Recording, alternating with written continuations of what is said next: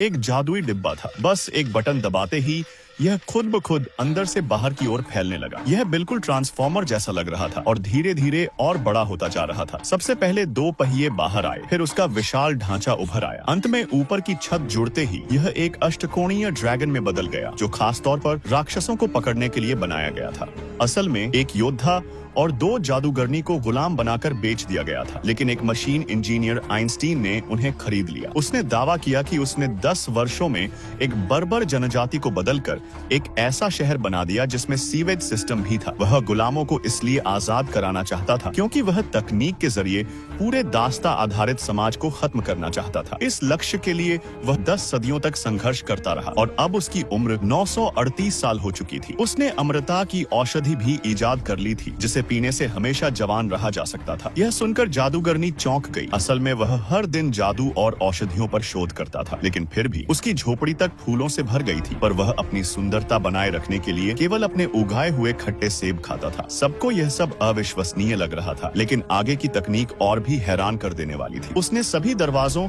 और खिड़कियों को बंद कर दिया, फिर एक तांबे की कढ़ाई को एक कैनवास के सामने रखा और परावर्तक दर्पण का कोण समायोजित किया। अचानक कैनवास पर एक नीली जेलीफिश जीवित सी लगने लगी। यह तो पुरानी स्लाइड प्रोजेक्टर जैसी किसी चीज की झलक थी। तीनों ने इससे पहले ऐसा कुछ नहीं देखा था। इतना ही नहीं, इंजीनियर ने अंधे योद्धा को एक सुनहरी अंगूठी पहनाई। उसके सामने लेंस अपने आप बदलने लगे और कुछ बार समायोजन के बाद वह योद्धा फिर से देख सकने लगा। फिर इंजीनियर ने एक स्विच खींचा और उसके पीछे की दीवार पर एक कंट्रोल रूम दिखाई देने लगा। उसने एक जादुई दीपक उठाया, उसे 3 बार पोंछा और आकाश नेत्र पर रख दिया। तुरंत ही एक रेत का विशालकाय राक्षस उनके सामने प्रकट हो गया। जैसे ही उसने लीवर को खींचा, वह राक्षस बीच में फंस गया। यदि ऊपर के यंत्र को और घुमाया जाए तो फूल की पंखुड़ियों जैसा उपकरण जबरदस्त खिंचाव पैदा करने लगता। इतनी आसानी से सभी जादुई शक्तियां मशीन द्वारा निगल ली गईं। यह देखकर जादूगरनी दंग रह गई। अब उसे समझ में आया कि आइंस्टीन तो सभी जादुई शक्तियों को समाप्त करने की योजना बना रहा है। वह घबराकर बोली कि वह सिर्फ एक औषधि निर्माता है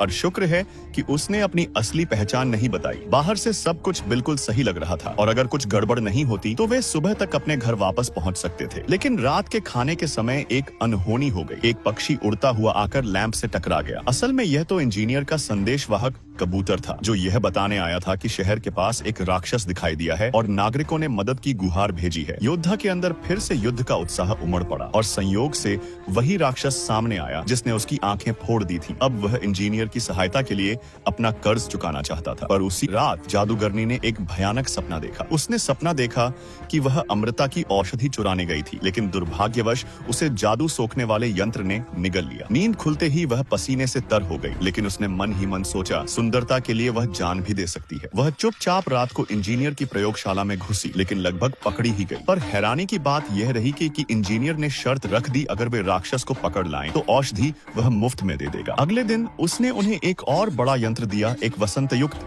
गोल उपकरण जिसे वह भंवर कहता था, जिसकी मदद से वह पूरी दुनिया का भ्रमण कर चुका था। वह चाहता था कि राक्षस को जिंदा पकड़ा जाए, इसलिए उसने योद्धा को पकड़ने वाला वही अष्टकोणीय ड्रैगन फिर से तैयार किया। सिर्फ यही नहीं, उसने योद्धा के लिए एक नया हथियार भी तैयार किया, खासतौर पर एक हथौड़ा, जिसे जैसे ही पकड़ में लगे बटन को दबाया जाए वह झंझावात और बार दबाने से हथौड़ा अपनी जंजीर समेत वापस लौट आता। जब सारी तैयारी पूरी हो गई तो तीनों तुरंत उस यान में सवार हो गए। एक सहायक ने जादूगरनी की सीट बेल्ट तक बांधी। जैसे ही रस्सी काटी गई, यान भंवर जोर से ऊपर की ओर उछल गया। आकाश में उड़ते हुए यान ने अपने पंख खोले और वे पश्चिम की ओर बड़े पहाड़ों की तरफ उड़ चले। वे घाटियों को पार करते हुए एक रेगिस्तान में जा उतरे। साफ था कि इस यान में ज्यादा खाना नहीं खाना चाहिए, वरना चक्कर और उल्टी तो तय है। इसके बाद वे एक बोलने वाला ऊंट लेकर राक्षस की गंध का पीछा करने लगे। जल्दी ही उन्होंने एक लूटे गए शिविर को देखा और जमीन पर पैरों के निशान और गहरे होते गए। आखिरकार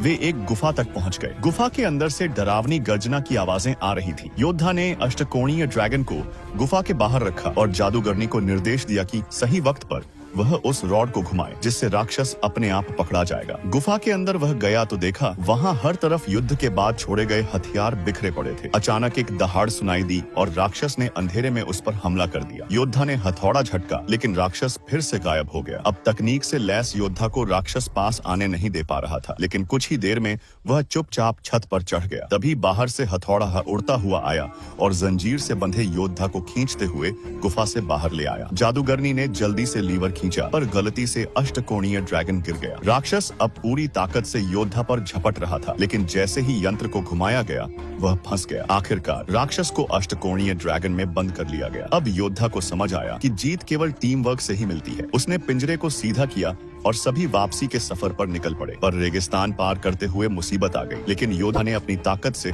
उसे सुलझा लिया। रात को उसने एक स्त्री की गाने की आवाज सुनी और ये आवाज अष्टकोणीय ड्रैगन से आ रही थी। क्या ये वही राक्षस थी जो कभी एक बेहद खूबसूरत स्त्री थी? वह उत्सुकता में झांकने लगा और फिर दरवाजा खोलने का निश्चय किया। सबके मना करने के बावजूद उसने दरवाजा खोला और उसे बाहर निकालने की कोशिश की। तभी जादूगरनी ने उसे अंदर धक्का दे दिया और दरवाजा बंद कर दिया। उसे अमरता की औषधि चाहिए थी और इसके लिए उसे राक्षस को इंजीनियर के पास ले जाना ही था। अब योद्धा को पता चला कि यह स्त्री एक खतरनाक श्राप से ग्रस्त थी। अगर कोई भी उसे छूता तो वह खूनी राक्षस बन जाती। इस कारण उसने खुद को उस दुर्गम जंगल वाले किले में बंद कर लिया था, लेकिन लोग उसे बार बार परेशान करते, जिससे वह क्रोधित होकर हिंसक बन जाती थी। यह सब सुनकर योद्धा ने कहा कि वह उसकी मदद करेगा, चाहे उसकी आंखें ही क्यों न निकल जाएं। लेकिन वे यह नहीं जानते थे कि यह सब तो इंजीनियर की योजना का ही हिस्सा था। अब वह एक चमकदार पूंछ वाली बिल्ली को पकड़ता है और मशीन से उसकी जादुई शक्ति को खींचकर नीली तरल औषधि में बदल देता है। ऐसी दर्जनों शीशियां उसकी प्रयोगशाला में पहले से भरी पड़ी थी।